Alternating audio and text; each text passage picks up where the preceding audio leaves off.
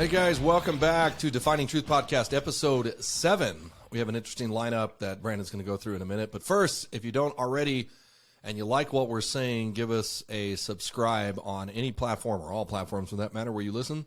We're on Apple, Spotify, Amazon, YouTube if you want to watch. And subscribing really helps show your support to keep this deal going. So Defining Truth. Check us out on Instagram as well.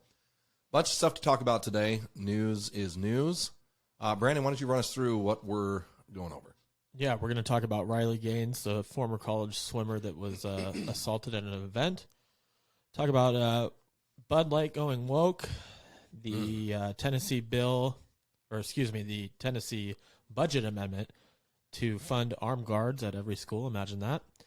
And wrap it up with Ted Cruz's comments on what he thinks about Mayorkas and the job he's doing down at the border. All right, let's get it. Do we have a video of the Riley Gaines incident? Yep. So as we go into this here, if you're watching on YouTube, you'll be able to see the video. If not, you can listen. But Riley Gaines is a former college swimmer, I believe University of Kentucky. And since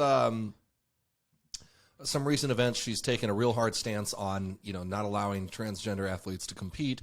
She says it's unfair to the female competitors, which of course it is. It's common sense. And she was on the campus of San Francisco State University giving a talk, which is her First Amendment right to speak. And she was violently assaulted by these left-wing crazies who don't want to hear any dissenting political opinions. And it's actually a lot worse than a lot of the mainstream media is covering. She was punched in the face several times. They held her hostage in a room, essentially, demanding payment for her safe exit. She was in a room for 3 hours. And, of course, if you want to hear more about Riley Gaines, go ahead and look her up on social media. You can follow the story online. But we're going to show you a clip right now. This is after things have gotten violent, and she's being escorted away through a hallway. So that's the scenario here.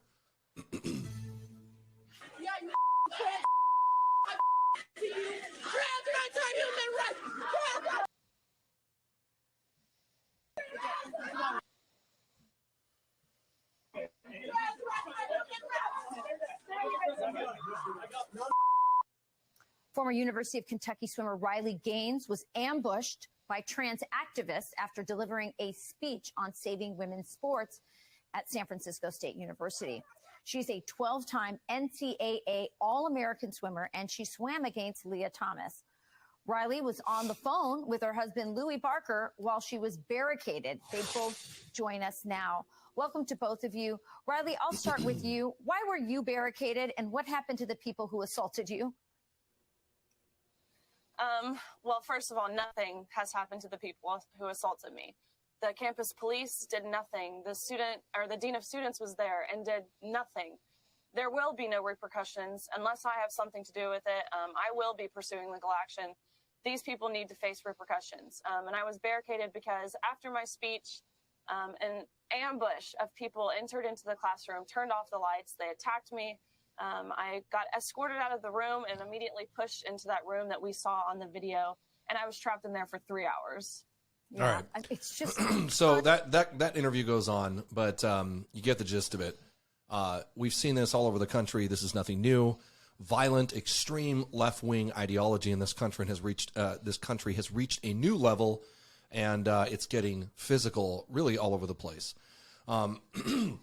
If you notice, they're chanting in the background as they're violently attacking her.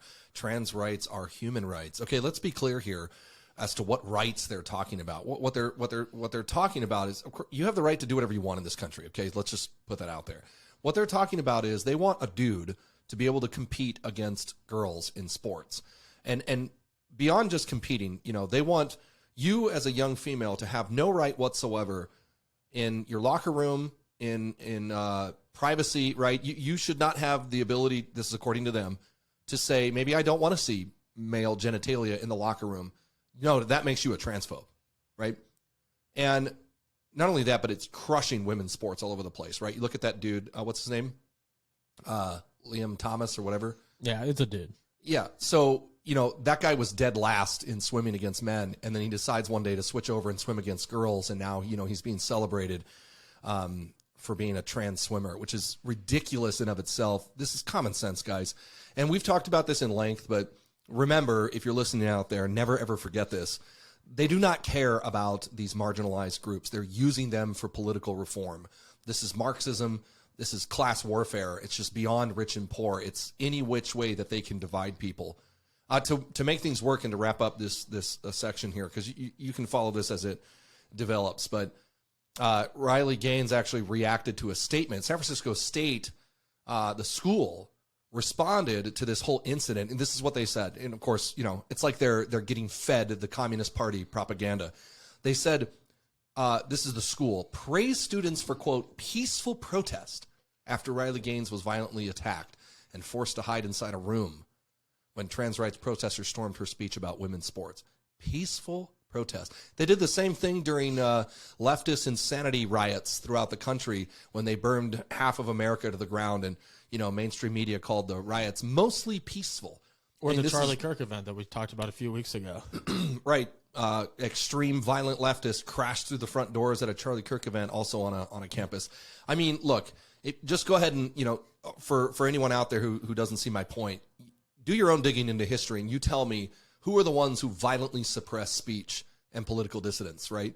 I mean, this is the point where a young woman, college athlete, can't even give a speech, can't even give her opinion without being violently assaulted, and is virtually supported by everyone on the left. Absolutely insane. But I'm sure there's more to come on that story. Absolutely wild. Next up is along the lines of crazy insanity.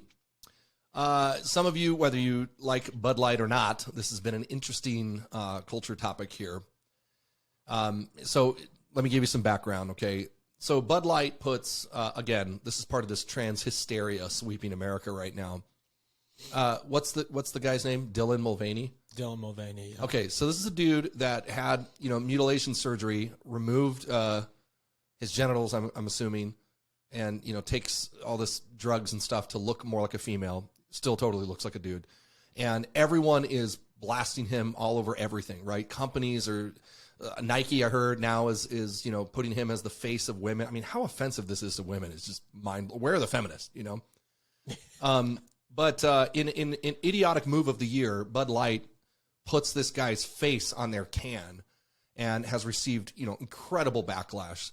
Last I checked, as of yesterday, they've lost about $4 billion in shareholder value. But what we want to highlight is, let's go a little bit deeper here into the ideology of what this whole trans woke movement is. And again, as we repeatedly try to put out here, this is Marxism, right? This is enemies of the United States versus America. And it's just bleeding out into different, you know, outlets. The trans movement is just one outlet of all this Marxist nonsense. And I want you to listen to this. This is the, Brandon, what's her, she's the VP of Communications for Bud Light. This is a woman who clearly has come out of, you know, some woke college or university, and she's just listen to this. I'm going to break it down word by word as she goes through this, but this is her response to why she did the Dylan Mulvaney thing on a Bud Light can. And I want you to pay attention to the party propaganda here. Go ahead, roll it. A clear job to do when I took over Bud Light. Okay, she had a clear job to do when she took over Bud Light. That was her speaking. If you're watching on YouTube, you can see her.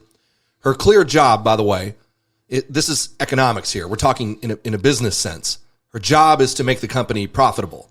Okay, so let's hear how she, in her woke mind, thinks that she's doing her job. Go ahead. This brand is in decline. It's been in decline for a really long time. And if we do not attract young drinkers to come and drink this brand, there will be no future for Bud Light. So so that's her clear job, right? The company is like, okay, you're the vice president of communications. You make, you know, $250,000 to $500,000 a year, and your job is to get this brand out there, get new customers, right? Typical marketing. Yeah, your job is to communicate to people why they should buy this product. Right.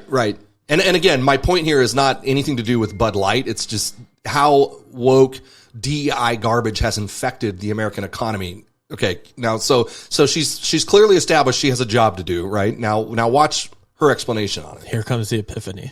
I had this super clear mandate. It's like we need to evolve and elevate this incredibly iconic brand. Okay, so do your job. And what I brought to that was a belief in, okay, what does evolve and elevate mean? Okay, pause. What does it mean? What does it mean to evolve and elevate? What does it mean to do your job as the VP of communication? It means to increase the stock price. Right? Okay, now it means for her inclusivity. It means shifting the tone. Okay, stop. She said it means inclusivity and shifting the tone. First of all, stop. How any corporate entity in this country is hiring these morons coming out of Marxist schools is mind-blowing, right? I mean, like, just astonishing to me that businesses in this country will hire these people. I mean, honestly, if you want to have a successful business, go find a conservative, like, Midwest student who's graduating with Christian Judaic values, who believes in honesty, hard work.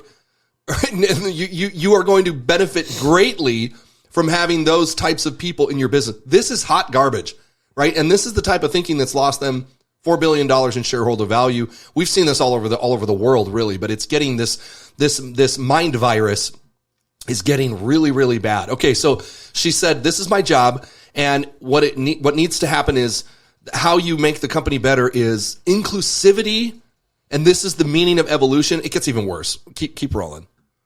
Having a campaign that's truly inclusive and feels lighter and brighter and different and appeals to women and to men.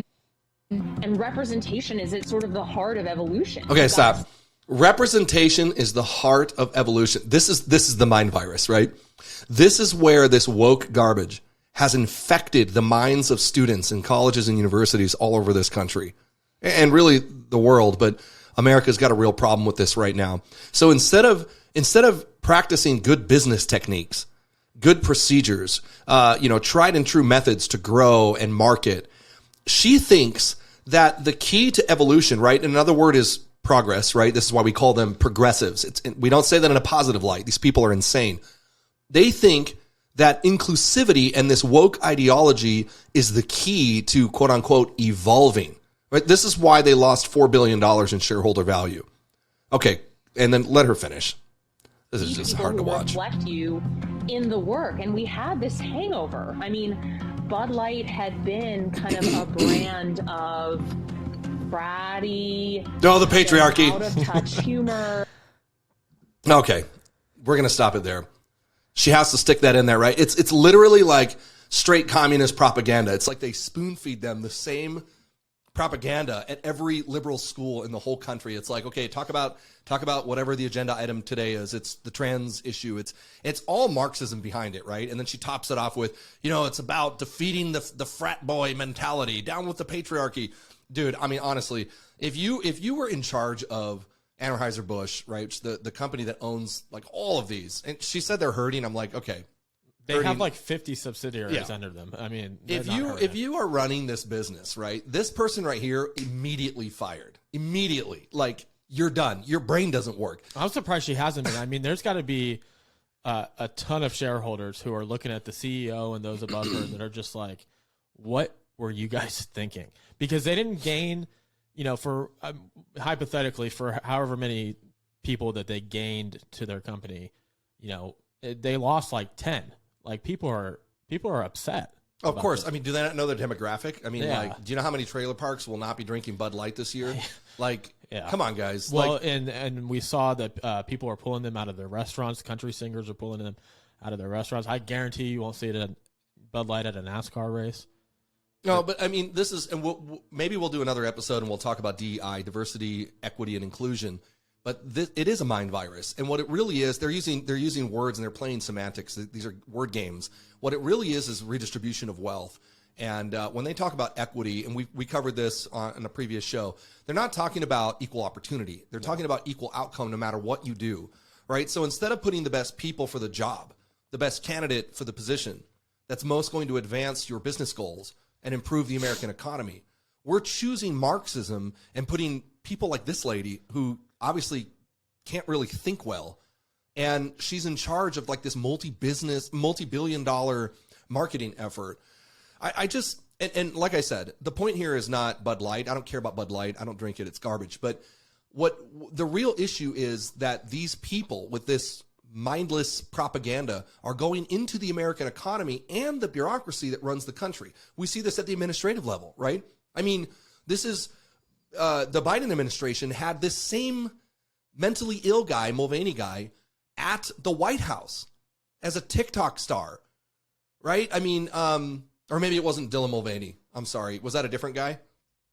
I don't know. All the transgender dudes tend to end up looking the same to me. My point is they're all doing the same thing, right? It's like their DEI mentality and this woke ideology is getting into business. It's getting into government. And everywhere woke goes, it breaks everything. It ruins everything. Meanwhile, America's enemies are on the rise. I mean, it was just this year over Easter weekend, we had, the White House talking about, I don't know, one of these trans issues. And literally simultaneously, you have all this, horrible news about China targeting Taiwan and the leak of U.S. intelligence, classified information. And they're just like, oh, let's not talk about that. This is, by the way, going to segue right into our next topic on how woke ideology is really, really bad for America. And I mean everyone, Democrats included, right? It's rotten. It's going to destroy your country and your life. But let's move into the next section because this flows right into it. And this is Tennessee Governor Bill Lee. Well, go ahead, Brandon. Read that next segment there. Yeah, so Tennessee Governor Bill Lee introduced a budget amendment to fund armed guards at every school. It says on Thursday, Governor Bill Lee of Tennessee put forward 3 provisions to keep schools safe, the first of which is a budget amendment to fund an armed guard at every public school in Tennessee. Lee said, quote, "There is no excuse to not have a guard at every school," unquote. And he noted that the second provision is a grant fund to make significant physical security upgrades at both public and non-public schools across the state. And he went on to further explain that the third provision would be an increase in funding for mental health resources, and an increase in funding would mean not just one mental health liaison in every county, but that they would have multiple in many counties. And he went on to stress that a sound approach to school safety begins with the recognition that we cannot control evil, but we can do something about it. And that's the key right there, right? And how this ties into all the woke nonsense we're just talking about is the mindset. We cannot get, by and large, the Democrats to agree to this common sense measure, right? Because they still think that inanimate objects are the problem. That's how bad the mind virus works. It breaks people's ability to critically think. They actually think that guns are killing people, not people. And we can go deeper there for a minute and say, well, why do they believe that? Well, that's because they've erased the notion of God. And you say, well, what does that have to do with anything? Well, let me explain it to you. If you don't believe in God, you don't believe in a higher power. You don't believe in a higher accountability. So the only thing that matters is here and now. We've talked about this before, right? To the secular humanist, nothing happens before you're born. Nothing happens after you die. The only thing that matters now is the conglomerate, right? It's communism at its core. You have to get rid of God. It's as Marx would say, religion is the opium of the masses. And so when you get rid of that, you without the existence of good, you don't have the existence of evil either. There's no such thing. You're just a product of your circumstances, right? Of your environment. And so, and you hear this all the time. You see it in education, academia. You see it by and large in mainstream communications and media. They don't believe that evil exists. They don't believe people are evil. It's always somebody else's fault, right? We've seen the most idiotic things come out of secular humanist mouth, like, blaming terrorists instead of the terrorists being evil. I remember reading an article where they said, well, Al-Qaeda's real problem was global warming, right? It's because the carbon emissions were heating things up and they couldn't plant, so they needed to commit suicide. I mean, it's so stupid. It's hard to believe, but this is the type of thinking that the left has adopted. And so now it's trickled all the way down to this gun issue where they stand on the bodies of dead, innocent victims to propagate their agenda of disarming the American people. It's utterly disgusting. Biden did it again after the shooting this week, which we might cover next week, but there was another shooting and it involved a bank employee. It wasn't at a school. It was like a workplace violent deal, right? Biden immediately seizes the opportunity, or his puppet masters, whoever's animating his body told him, to say this. He gets up and he says something about gun control and violence and Republicans not taking action. I mean, it's disgusting how wicked they approach this issue with, as if there's such a thing as gun violence, right? It's people. Yeah. And we've said this before. The amount of guns did not change drastically in the last 6 months in this country. In fact, guns have been around here for hundreds of years. Yeah, it hasn't changed in the last 6 years. What has changed, and this is inarguable, it's inarguable, what has changed in this country is the culture. It's the culture. We went from a nation that believed in right and wrong. We believed in God. We went to church on Sundays. We taught our children how to be good citizens, how to be a mom and a dad and raise strong families and be patriotic. All of that has changed because of the woke mind virus. And as a result, we're propagating mental illness. And the culture is getting more violent. Crime is on the rise. It's through the roof. I mean, we look at here in California. It's out of control. So it's not the guns or inanimate objects that have changed.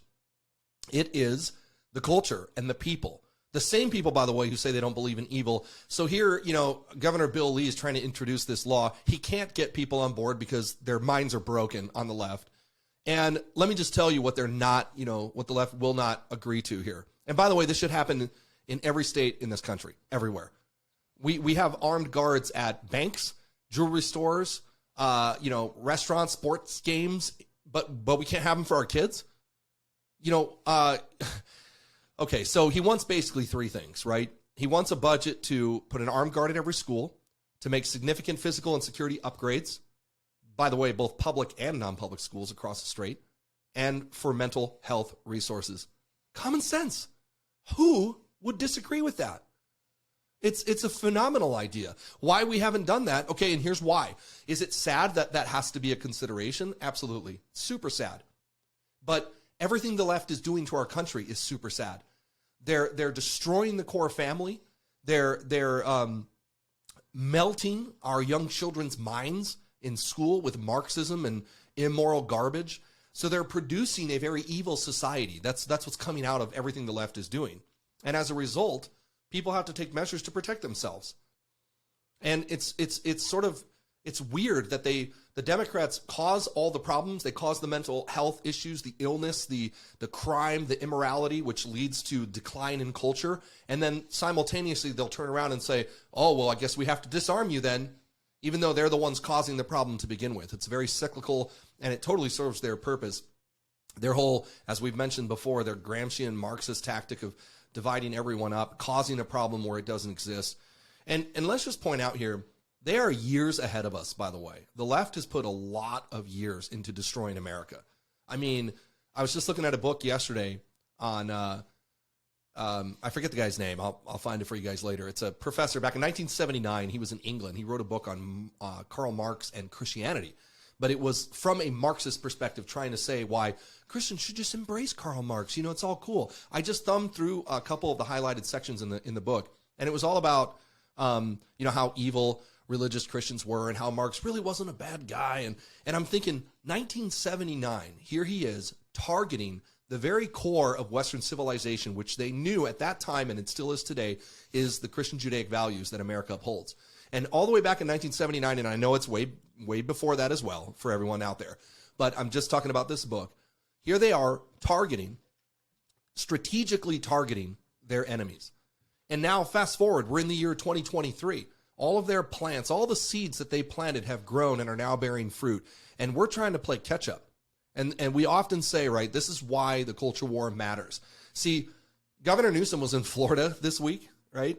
If you guys haven't seen it, I don't think we're going to play it. We don't have that video, do we? No. His kindergarten clapping? No. He's got this super weird video where he went to Florida and he's clapping. He's really awkward. But he's received a lot of criticism online because he just kind of looked like an idiot. And he went out there and he critiqued DeSantis in Florida. And he said something to the effect of, oh, he should spend more time governing and less time in the culture war. And I thought, how interesting that he said that. Because all the left does is culture war. Yeah. They govern horribly. Yeah. Horribly. Newsom doesn't know what he's doing. I'm shocked the guy even graduated from any type of school. Like, all he does is culture war because they know that's the key to changing America.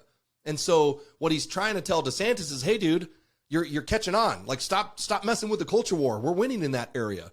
No, we need to do the exact opposite. Is elected leaders all across this country need to engage full on in the culture war, refuse to let the left define our terms. Love is not love according to the left. They're psychopaths.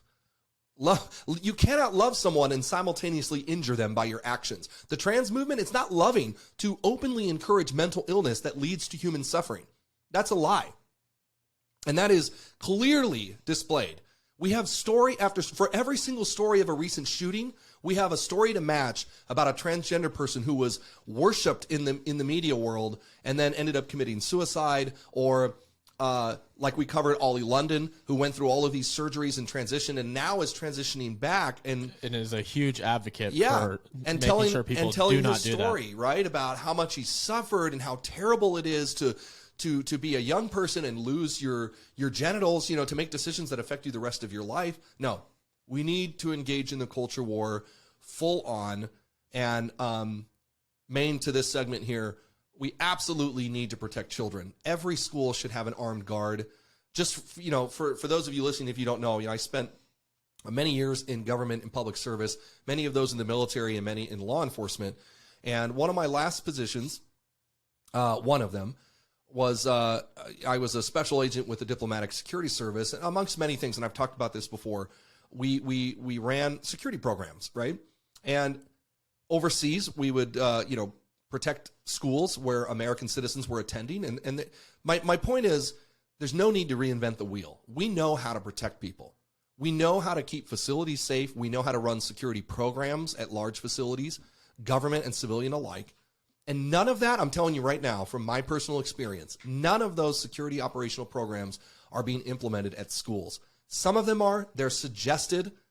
Some of them are, not from the overseas stuff, like I said, but some of them from a domestic perspective. But you don't have to come in and rethink this. All they need to do is get some of us who've been protecting people our whole lives, who've served our country, and let us protect children. And there's an easy way to do it. It's just the budget. You'd have to, Well, actually, I just got the numbers. I'm reading a tweet.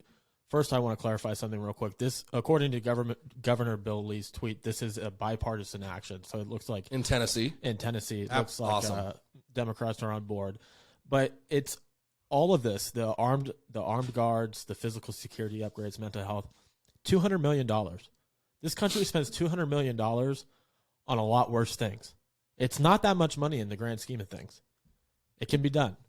Well, you'd have to take money away from, free condoms for teenagers and trans porn books for little kids in elementary school. That's the kind of garbage they're spending. Remember, we covered New York State spent $286,000 on transgender strip shows for school kids. The State Department spent just as much for transgender strip shows in Ecuador. In Ecuador, in a foreign country. So now we're trying to take our communism and influence other countries. Dude.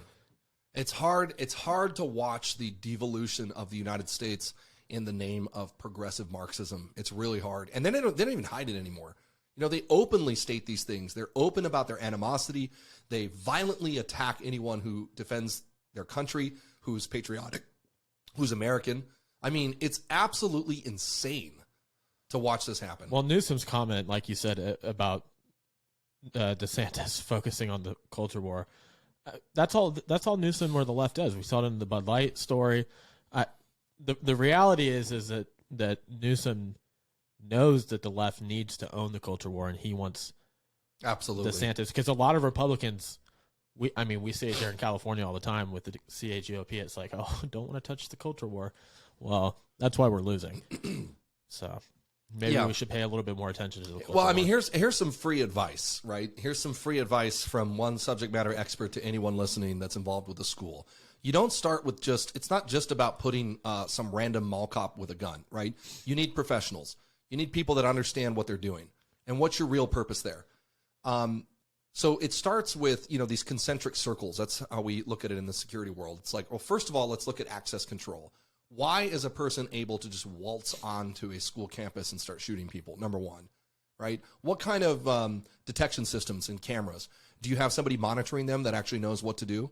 And then you have communication issues, right?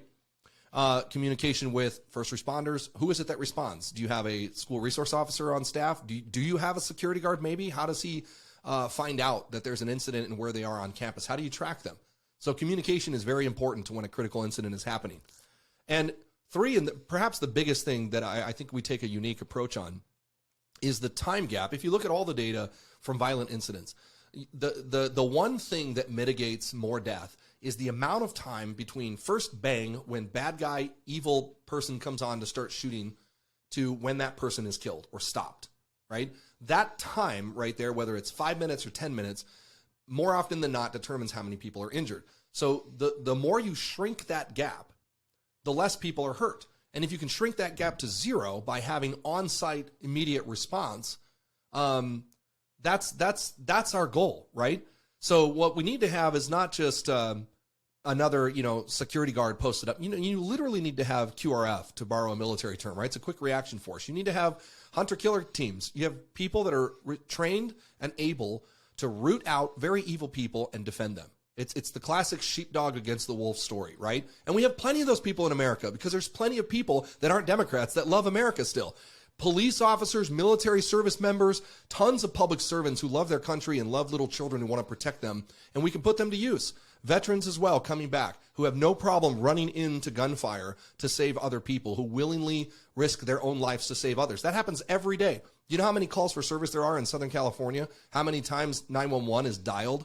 I mean, I don't have that data on me, but it's more than you think, probably. The amount of times police officers, for example, are running into gunfire or going through a door where there might be somebody with a gun on the other side is astronomical. There's a real deep ungratefulness with the left's ideology in this country that doesn't appreciate the safety and security that we do have, right? And just to be clear, so you understand, right? If I were to ask you right now, how many people have died due to school shootings, let's say this year? Just, I'm going to throw that out there for all of you listening. How many people do you think it is? Most people, when I ask them in person, come up with a high number, right? Well, here's the truth. On schools, I'm not talking about workplace violence or other incidents, but just schools. There's been 175 people killed since 1999. From 1999 to 2023, 175 people have been killed. Now, one person is tragic and horrible, but that number is a lot lower than a lot of people imagine based on what you see in the news. And I gotta say, we as human beings are intaking mass amounts of information, right? In this current culture that we live in. And we just were not designed to live that way. Like, honestly, of course it's sad when something happens, across the country. If you live in California and something happens in Maine, that is very sad. But does it directly affect you in California? No, it doesn't. Do you know how many people die every day from car accidents? Just pick a city. Like, death is a part of life. It's horrible and it's tragic. But what the mainstream media has done, especially on the left, is they're able to reach out across the entire nation and cherry pick stories from a country of over 400 million people, and they weave together a narrative. They take the fringe and make it look like a massive problem to propagate their political Marxist agenda. And they're very good at it. Haven't you noticed how there's certain stories that pop up during election time that are all of a sudden, it's like, oh my gosh, we have an epidemic with this particular issue. And then all of a sudden it just goes away like it never even happened. It's because they're choosing not to show you. It's absolutely ridiculous. We should have armed guards in school, though, and I'll end it with that segment at least. Just real quick, just because you mentioned it, around 78,000 calls per day to 911 in California. 78,000 per day. Yeah, roughly 28 million calls in 2016. So it comes out to about 78,000 calls per day. Unbelievable. Yeah, I'm a big proponent of anybody who complains about law enforcement or whatever to put on a uniform and go out there and give it a try. Start handling some calls. Domestic violence, rapes, murders, probably the most horrible things you could possibly imagine on a daily basis. And then come back and tell me what you think about it. All right. Yeah, so next we have Ted Cruz on how he thinks Mayorkas is doing about his job, or what he thinks about his job. So we got a clip that we're going to play that kind of sets the scene. Mayorkas, gets absolutely destroyed here. And we're going to show Ted Cruz's clip, right? There is another one of Senator Hawley that we don't have. Yeah, this is Ted Cruz. I would encourage you guys to Google the Senator Hawley one after. But this is Ted Cruz talking to him about wristbands. Down at the border on migrants. Right. So Mayorkas, right, is in charge of Border Patrol, Department of Homeland Security, and he's done an absolutely terrible job, right? He has terrible morale, probably one of the worst in the agency's existence, because he doesn't know what he's doing. He's just implementing this woke ideology, right? He's a mind virus. He went in there to implement political agendas and totally like disregards his Border Patrol agents and employees and has significantly worsened the crisis on the border and endangered American lives. Watch the clip and then I'm going to give my opinion on it.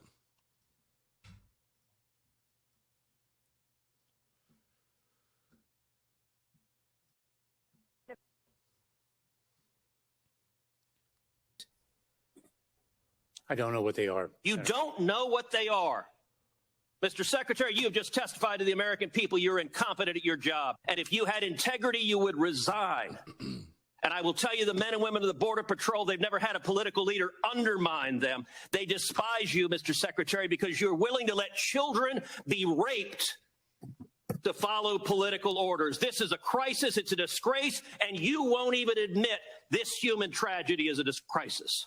What the senator said was revolting. I'm not going to address it. Your refusal to do your job is revolting. Okay. So Senator, that was so you powerful. can, if you want to, watch the rest of that interview, you can. But if again, if you're not watching on YouTube, that's Ted Cruz has a billboard behind him and it has a picture of all these different colored wristbands. And what these wristbands are is the cartels. They put wristbands on people that they're, trafficking across the border. And the different colors mean different things based on how many thousands of dollars they owe the cartels. So a lot of most of the young boys, they come across, they have these colored wristbands on. By the way, everyone knows this. That's why Ted Cruz is so upset with Mayorkas, because he's supposed to be, the commander in chief of this whole deal. And he has no idea what those wristbands are. Like, if you watch he's lying. I think he knows or exactly he's lying, what yeah. they are. But I mean, even the newscaster there on the following segment is like, even I know what they are. I've been to the border, 5 times this year. Yeah. And so these young men come up into the United States and they're still working for the cartels. They have to work off the debt that they owe the human traffickers that Mayorkas, through the border crisis, is allowing to occur. So they are participants in the human trafficking. And worse, when Ted Cruz refers to, allowing rapes, he's not joking. I mean, he's dead serious. Some of those colored wristbands go to young girls who are then sold specifically into sex trade, and they're brought for that reason and trafficked. And he goes on to kind of go back and forth. Mayorkas has no idea what he's talking about. Clearly, each issue that they ask him about, he's just like blank stare, or doesn't have a sufficient answer, or like you said, he's lying and refuses to answer. He's obviously being told to implement this woke agenda, right, of eliminating the U.S. border and allowing as many people to flow in as possible, because the Democrats capitalize on people coming in. They lie to them. They marginalize them. They continue their Marxist class division, and they divide them, and they capture those votes. That's a huge reason behind that. The whole humanitarian, it's all a lie. I saw a great clip earlier this week of a guy. There was a big protest in D.C. for migrants and refugees, right? And there's all these purple-haired woke people marching through the street on the left about how much they love migrants. And this guy has a clipboard, and he's walking around to each lefty that he sees, and he goes, "Oh, I have a list here. Can I put you on the list to house a refugee at your home?" I mean, I'm not kidding, dude. In the clip, he asks at least 20 people, and every single one is like, "Oh no, I would if I had room, but Can't do that." No, absolutely not, absolutely not. So there's a clear political agenda behind what they're doing, and it's pretty disgusting. And here's where I'm gonna chime in from sort of a professional perspective here. The border has really little to do with immigration, which is what the news always wants you to focus on, right? And it has everything to do with national security. And you'd have to be pretty mentally unstable to not see this. It's not, this is how adults think, okay, for my lefties listening out there. Having a secure border is extremely important. It's not just wonderful, beautiful people just looking to move across the border. You have terrorist threats. You have serious criminal threats. The world's most dangerous cartels operating just 5 minutes across that southern border. and you have a serious, very real intelligence threat. And I cannot even imagine, since this current administration has taken over, the amount of foreign intelligence operatives that have most likely entered this country due to the extreme willful negligence of this administration is probably beyond what we can count at this point. When I was involved in that area of work, I was investigating that kind of stuff. We tracked people. We knew that foreign intelligence operatives came across the border, a lot from Russia, from China, from Latin American countries, a lot from Iran, believe it or not, from the IRGC would use the southern border as an entry point because it was so easy. Now, that was easy when we were like, we had our guys back. Now, imagine this administration in the interview with Senator Hawley, which is later in this same, interaction here. Senator Hawley asked Mayorkas about an app.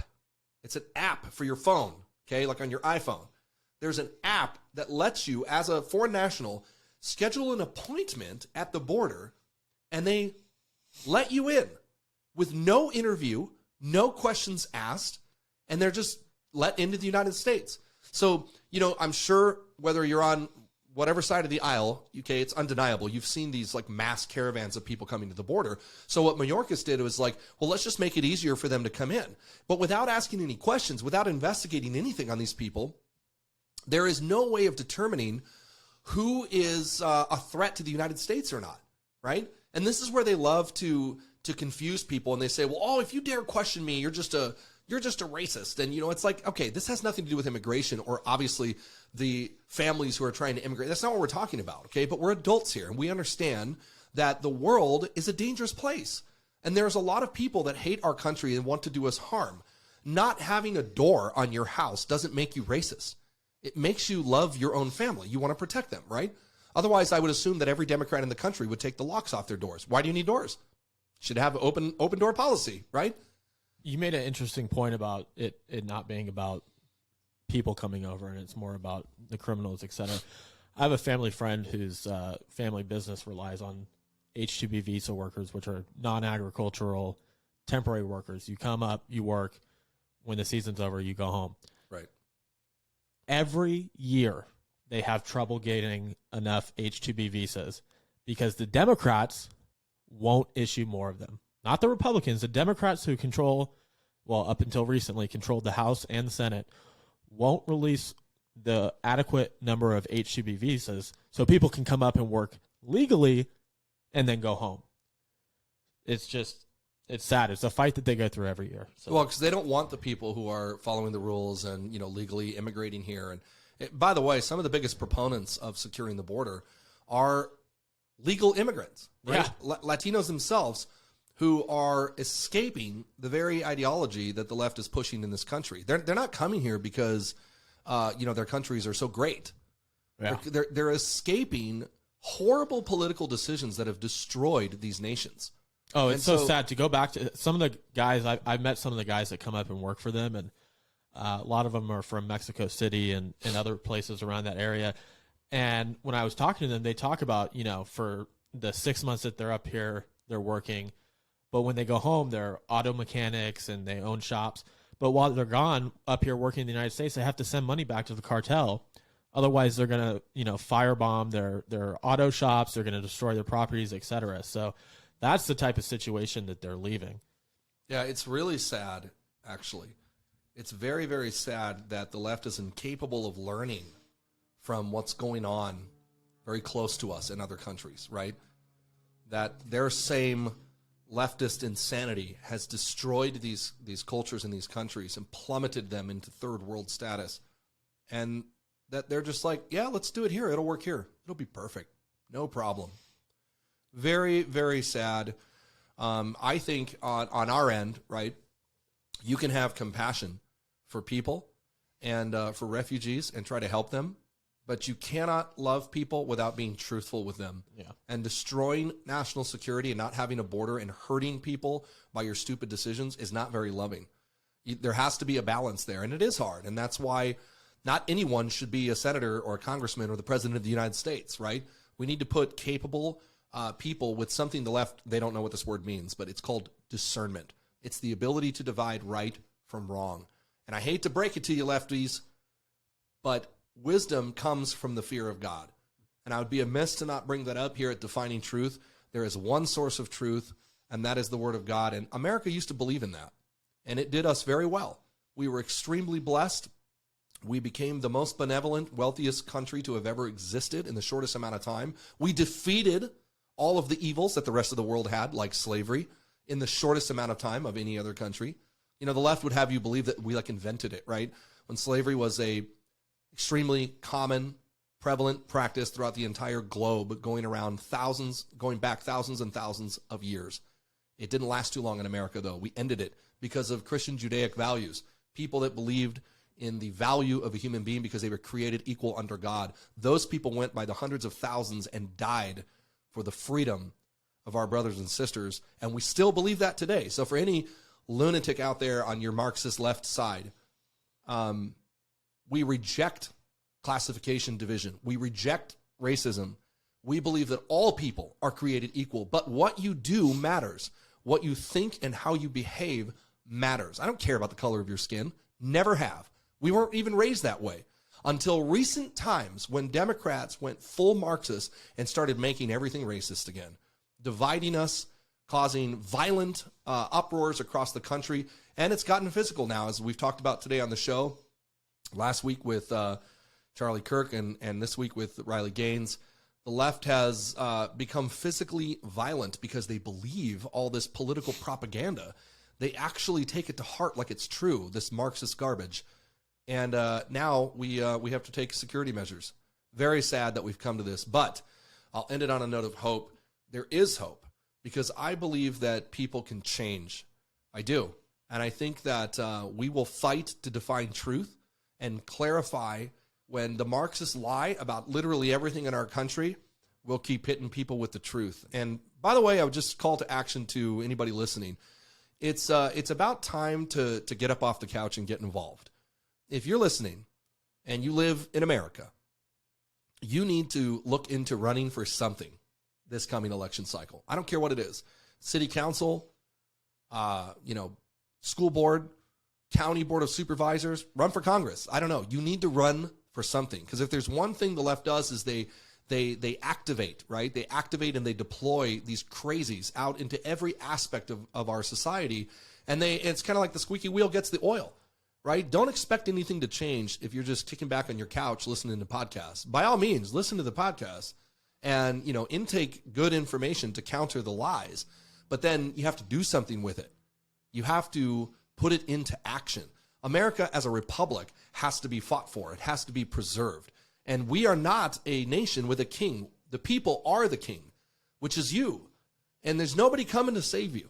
So you got to get involved, run for something, and make a difference. And as we've seen, we've covered extensively here the school board members at Temecula Valley Unified School District in Southern California, how they got tired of the sexual abuse of their children, and they decided to run, and they did, and they won, and they flipped it. And even in the vile commie California, they were able to remove super racist garbage like CRT from a school curriculum. It's powerful. Imagine if every conservative, I'll even go deeper. Imagine if every Christian put their money where their mouth was and actually lived the values that they claimed to believe, and they lived them out in a civic way. See, the world has lied to Christians and told them, oh, you can't be political. There's no such thing. Politics is just you living out what your beliefs are. And you live in a free country. You don't live in the Roman Empire. There is no Caesar. You are Caesar. You don't live in North Korea where Christians go to prison. You live in a republic where you choose who your leaders are and what they do. So what excuse will you have? One day, we're all going to stand before God, and we're going to give an account for what we've done. And I think Americans need to start thinking about that. Get involved. Get involved, run for something, and keep listening to Defining Truth. We appreciate your support. I think that's all we have for today, guys. Till next week. Till next week.